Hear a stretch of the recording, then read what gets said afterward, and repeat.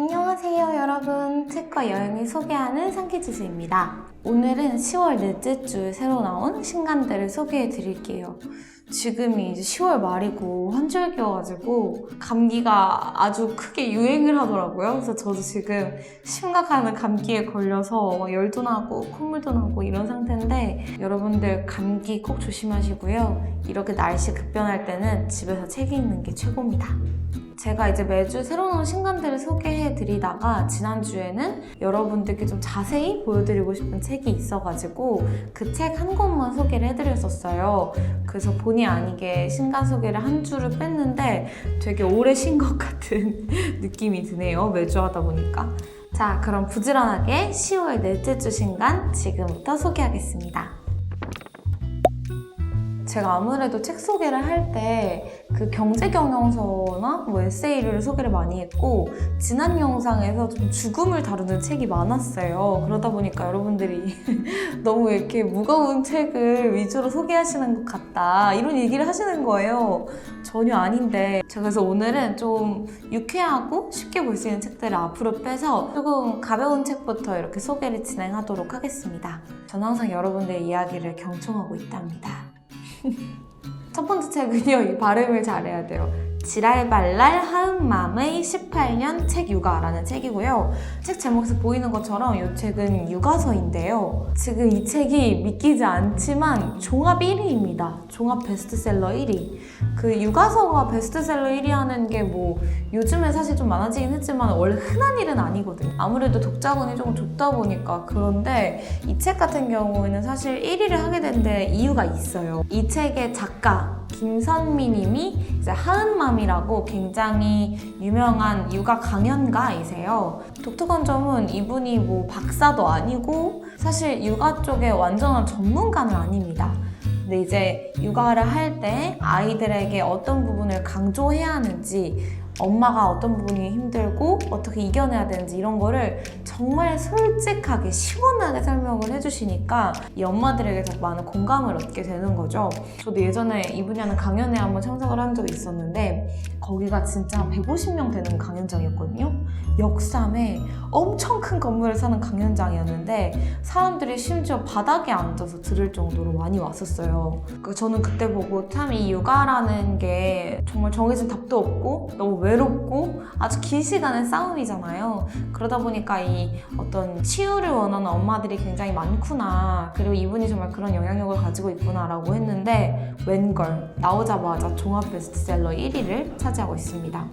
이 하은맘이 항상 제일 강조하는 게 바로 책육아입니다. 그러니까 아이에게 너무 스트레스 주지 않고 사교육하지 않고 자연에서 뛰어놀게 아주 행복하고 다정한 아이로 키울 때는 가장 중요한 게 바로 책 육아고, 그 다음에 중요한 게 바깥놀이. 이건 이제 몸독서라고 해요. 그래서 둘 다 어찌됐건 책에서 배우는 것과 똑같다는 겁니다.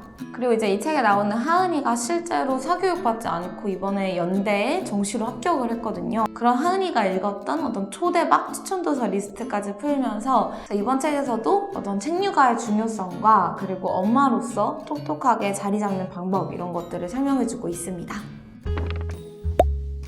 두 번째 책도 육아서예요. 하버드 부모들은 어떻게 키웠을까? 제목만 들어도 어떤 책인지 아시겠죠?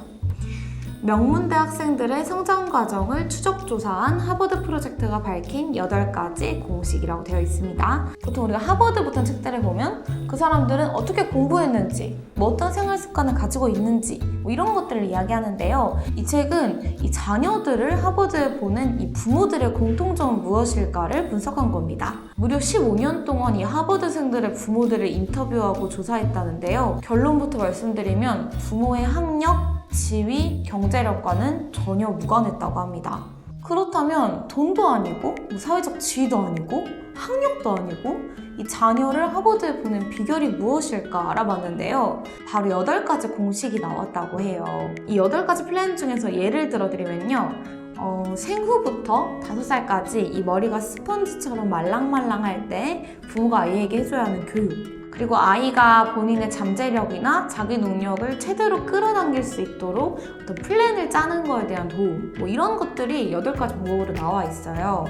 이 책에 이렇게 적혀 있거든요. 아이 교육에 정답은 없지만 공식은 있다. 이 말이 저는 좀 와닿기도 하고, 세계 최고의 명문대학 하버드에서 공부하는 이 학생들에게 부모가 어떤 역할을 했는가, 그리고 만약에 그 역할에 대한 공통점이 존재한다면 요거는 내가 부모라면 요거는 좀 믿음직한 자료가 되지 않을까라는 생각이 들고요. 그리고 이 책에서 말하고 싶은 최종 목표는 사실 남들이 인정하는 1등이 되는 게 아니라 내가 내 인생에 만족하는 어떤 루트를 짜고 똑똑하게 가는 방법, 이런 것들을 알려주는 책이니까 저는 이 책은 저도 한번 꼼꼼히 읽어보고 싶은 책입니다. 세 번째 책은요, 출근길의 주문, 일하는 여성들에게 필요한 말, 글, 네트워킹이라고 되어 있습니다. 이 책에서 저는 처음 듣는 단어를 봤는데 체감 정년 갱신 프로젝트라는 말이 나와요. 그러니까 보통 정년이라는 게 우리가 어떤 회사를 다니면 그 회사에서 어느 정도 보장하는 정년이 있잖아요. 그런데 이게 여성에게는 다르다는 겁니다. 그러니까 실질적으로 인터뷰를 해봤을 때 사실 여성들은 결혼을 하고 아이를 낳고 30대 중반 정도 됐을 때 사실 실질적으로 정년이 카운트다운 되고 있다라고 생각하는 여성들이 굉장히 많다고 해요. 그런 통계 자료도 있고. 그런데 세상이 변하고 있고 여성들은 아이를 낳고도 충분히 일할 수 있는 능력을 갖추고 있는데, 사실 그렇게 되기에는 직장에서 이미 네트워킹에서 조금 밀려나는 부분도 있고 현실적으로 부족한 부분들이 있잖아요. 그래서 그런 것들, 그러니까 여성들의 체감 정년을 갱신하기 위한 3가지 무기를 선물한 책입니다. 3가지 무기가 바로 이 부제에 나와 있던 말, 글, 네트워킹이에요. 그래서 뭐 예를 들면 여성들이 일을 하다 보면 사실 쉽게 동화 위에 오르곤 하는데, 그러지 않기 위해서 또 내가 원하는 바를 구체적으로 성취하기 위해서 어떤 말과 글을 사용해야 하는지, 단순히 그냥 뭐 처세술 정도가 아니라 정말 작가가 경험담을 아주 솔직하게 풀어주고 있어요. 그래서 실질적인 솔루션을 좀 주고 있는 책이 아닌가라는 생각이 들고요. 또 2부에서는 뭐 인간관계에서 어떻게 하면 내 편을 더 만들고 일을 하는데 조금 더 건강한 나의 무리를 만들어갈 수 있는가, 뭐 이런 이야기를 하고 있으니까요. 더 오래 건강하게 일하고 싶은 여성분들께 이 책은 꼭 한번 읽어보시기를 추천해드리고 싶습니다. 네 번째 책은요, 기다리시는 분들이 엄청 많았을 책입니다. 한국어로 번역되어서 출간되기만을 기다렸을 것 같은데요. 밀크맨이라는 책입니다. 작년에 이제 스페인 한림원에 성추문이 조금 많았거든요. 그러면서 노벨 문학상이 최초로 취소되는 경우가 생겼습니다. 그런데 이 맨부커상에서 이 밀크맨이라는 작품을 선택을 한 거예요. 이게 사실 어떤 이슈가 있는 거냐면, 노벨 문학상이 성추문을 가지고 좀 이슈가 돼서 취소가 됐는데, 이 맨부커에서 선택한 이 밀크맨이라는 작품이 어떤 유무형의 폭력에 노출된 여자아이의 이야기를 다루고 있거든요. 그렇다 보니까 이 맨부커에서 이 책을 시상했을 때 조금은 논란거리가 있을 수 있었겠죠. 그래서 많은 분들이 아마 기대하기도 했고, 이 책의 작품성 또한 너무 이제 많은 호평을 받으면서 이제 이번에 전 세계 35개국에 출간될 정도로 많은 인기를 얻고 있다고 합니다. 이제 이 책의 배경은 1970년대에 이 길 하나를 가운데 두고 2개 마을에서 크게 대립을 해요. 그때 이제 나라고 등장하는 이 여자아이는 10남매 중에 그냥 가운데 아이이고, 책 읽으면서 길을 걸어가는 걸 좋아하는 조금은 다른 아이들과는 다른 캐릭터를 가지고 있는 아이였어요. 근데 어느 날 이 아이가 길을 걸으면서 평상시처럼 책을 읽으면서 이렇게 가고 있었는데 밀크맨이라는 사람이 와서 말을 겁니다.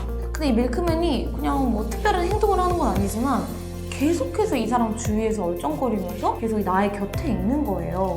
근데 이 밀크맨이 어떤 사람이라면, 사실 이제 밀크맨은 우유 배달부 이런 사람인데, 이 사람이 실제로 우유 배달을 하는 사람은 아니었고, 이제 이 2개 마을에서 싸우고 있을 때 무장 독립투쟁의 약간 주요 인사 이런 사람이라서 이 사람이 내 옆에서 자꾸 얼쩡거리는 게 남들 눈에는 굉장히 이상한 거죠. 그래서 나는 정말 책을 읽었을 뿐인데, 그리고 이 사람이 날 따라다니는 건데 사람들은 나에게 내가 무슨 불륜을 저지르고 있는 것처럼 모두가 나에게 손가락을 지적질하고 나만 괜히 이상한 주홍글씨가 씌워지는 거예요. 그래서 이 나라는 사람이 눈에 보이는 정말 폭력과 눈에 보이지 않는 폭력, 이 2개를 다 경험하면서 무기력과 상실감에 빠지고, 또 이렇게 젊은 여자 혼자 이겨내기 너무 어려운 상황을 씩씩하게 이겨내는 이야기들을 풀어준 책입니다.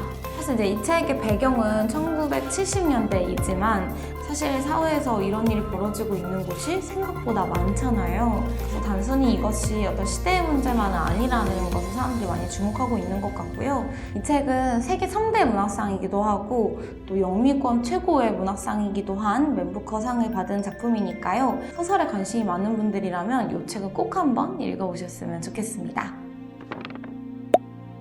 네, 이렇게 해서 오늘은 총 5권의 책을 소개해드렸습니다. 제가 이렇게 책을 매주 소개하면서 아마 출간 전에 소개한 책도 있고 출간 후에 소개하는 책들도 있을 수 있는데요. 여러분들 책에 대해서 좀 간단한 리뷰 또는 딥한 리뷰가 듣고 싶은 책이 있으시면은 항상 댓글로 남겨주시면 제가 잘 읽어보고 여러분들께 소개를 해드리도록 하겠습니다. 오늘도 영상 끝까지 봐주셔서 감사하고요. 지금까지 선티지였습니다.